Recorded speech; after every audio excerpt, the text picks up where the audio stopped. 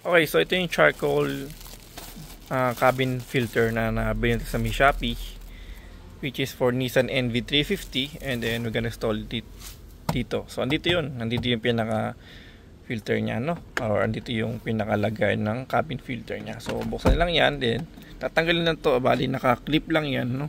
Madali lang siyang tanggalin, kapakapain nyo lang din. Okay, so natanggal excuse me, so natanggal natin siya, no?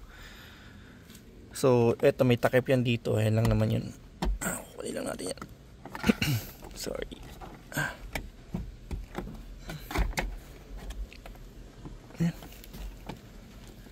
So may clip lang yan sa dalawang magkabila. Iaangat nyo lang din yun. Gugutin nyo lang. Ito yung pinaka lagay nya, no? So check natin kung sakto siya. Uy, sakto naman, no? Ayan, no?